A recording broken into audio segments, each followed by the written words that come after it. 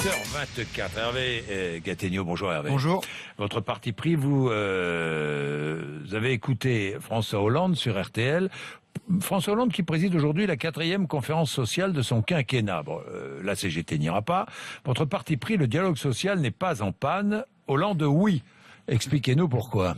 Cette conférence sociale, vous savez, elle n'est pas destinée à négocier une réforme en particulier, donc il ne faut pas en attendre de décision spécifique. L'idée de départ de François Hollande, en faisant ces conférences sociales, c'était de s'appuyer sur les partenaires sociaux pour faire des changements importants, donc de les associer. Maintenant, on voit que ça sert surtout à montrer qu'il y a encore un dialogue, puisqu'une partie de la gauche l'accuse d'avoir oublié le social.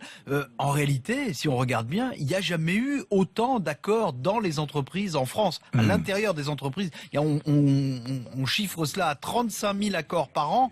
Donc, il y a un dialogue social, il existe toujours, mais il ne se fait plus avec les grandes centrales qui sont de moins en moins représentatives, ni autour du gouvernement qui, lui, est surtout dans la représentation. Donc, ce qui est en panne, ce n'est pas tant le dialogue social, c'est le dialogue politique, en réalité, et spécifiquement le dialogue politique à l'intérieur de la gauche. Alors, Air France, la direction pourrait revenir en arrière sur les 2900 licenciements annoncés. Ça pourrait être un succès pour le gouvernement? Ça va être difficile. D'abord, il faudrait qu'il y ait un accord. Oui.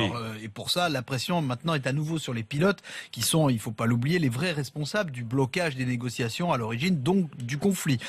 Il reste que le gouvernement a mal géré toute cette affaire et François Hollande l'a compris trop tard. Il lui a fallu une semaine pour parler de la brutalité, dire qu'elle peut venir aussi des entreprises. En attendant, Manuel Valls, lui, il avait soutenu d'emblée la direction d'Air France. Il avait traité les salariés impliqués de voyous. Donc tout le gouvernement s'est ému pour les cadres molestés. Puis la nouvelle ministre du Travail, Madame El Khomri, elle a été très très discrète sur cette affaire. C'est le moins qu'on puisse dire. Ensuite, il y a eu, vous savez... Myriam El Khomri. Oui, vous aviez oublié son nom. Ah en fait. Oui, je ne savais même pas qu'elle existait. Bon, c'est vrai qu'elle ne s'est pas beaucoup signalée, en tout cas dans cette affaire. Ah non, ça c'est sûr. On l'a pas beaucoup entendu. Surtout pas sur RMC ni BFM TV. Hein. Et du coup, si on en fait la conclusion, on est fondé à se demander aujourd'hui si, sans cette scène de violence qui a choqué toute la France, est-ce que finalement la direction serait revenue en arrière? Est-ce que le gouvernement aurait fait quelque chose? On peut vraiment se le demander. En tout cas, ce qu'on peut dire, c'est que dans l'électorat de gauche, la déchirure va rester, et pas seulement la déchirure des chemises. La nouvelle stratégie de François Hollande.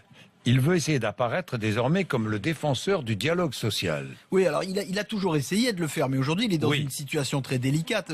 Le monde des salariés, a fortiori dans l'industrie, ce sont des bataillons électoraux traditionnels pour la gauche. Sans eux, François Hollande n'aurait pas été élu.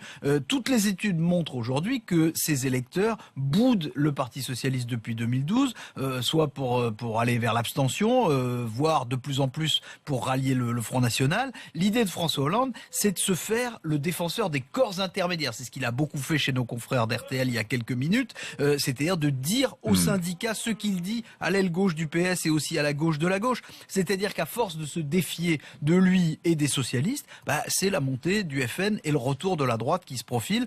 Parti comme c'est, il faut bien dire que les élections régionales vont probablement lui donner raison. Bien. Et d'ici à la présidentielle de 2017, ça vous paraît encore rattrapable pour c'est lui? toujours la même réponse. Vous savez, il faut qu'il obtienne des résultats contre le chômage et pour l'instant, il n'y en a pas. Sans ça, François Hollande, il peut organiser une conférence sociale par semaine. Ça va pas servir à grand-chose. En attendant, ce qu'on voit, c'est que François Hollande veut apparaître comme le président qui écoute et qui parle à ceux qui sont en difficulté, même ceux qui ne veulent pas lui serrer la main. Il veut souligner la différence avec ses adversaires. Vous savez qu'ils prônent tous peu ou prou des formes de rupture. Il ira demain à la Courneuve, 10 ans après les émeutes de 2005. Là aussi, c'est pour montrer qu'il est capable, lui, de mettre du lien. Il se voit non plus en président normal, mais en président social.